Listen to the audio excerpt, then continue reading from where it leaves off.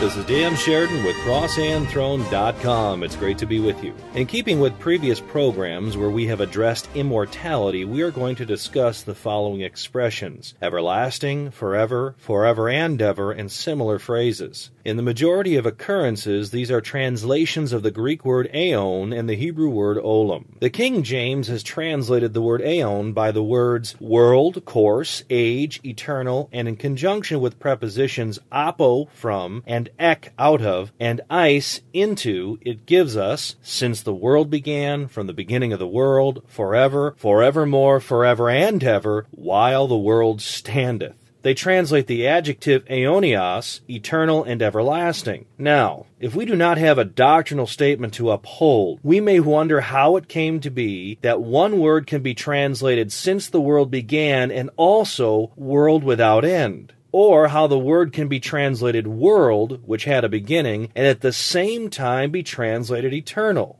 In Matthew 24:3, we read about the end of the world. The word world is aion in Greek. This clearly shows that the word aion has an end. But when we turn to the very next chapter, Matthew 25:46, we find that aion, when it becomes an adjective aionios, is translated everlasting. Now, how in the world is it possible that one word can mean a limited period and eternity at the same time? Only by blind tradition. The mistranslation of this word, aion, is another example of man's foolish pride. Man looks forward into the future and backward into the past. Ages stretch away on both sides, and because man does not see an end, he calls the space which exceeds his tiny perspective eternity. But to God they are just links in the chain of the ages during which he deals with men, angels, and the universe. The Hebrew equivalent to aion is olam. It is used in connection with God and man. For example, the psalmist says God is from everlasting, and in 1 Samuel, the Amalekites were of old. These are just two references, but when we examine all the references, we see an amazing inconsistency.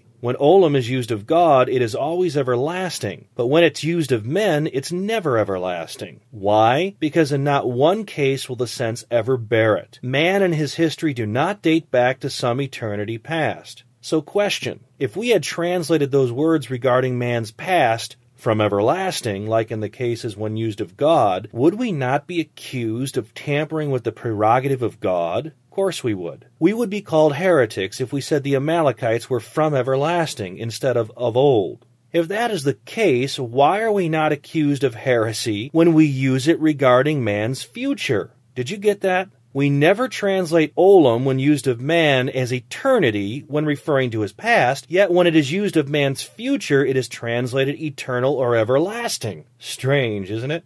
Sometimes the Greek word aion is in the plural and the genitive case. If the singular means forever, what does the plural mean? Forevers? Or eternities of eternities? We will never arrive at the end of one eternity, let alone start another.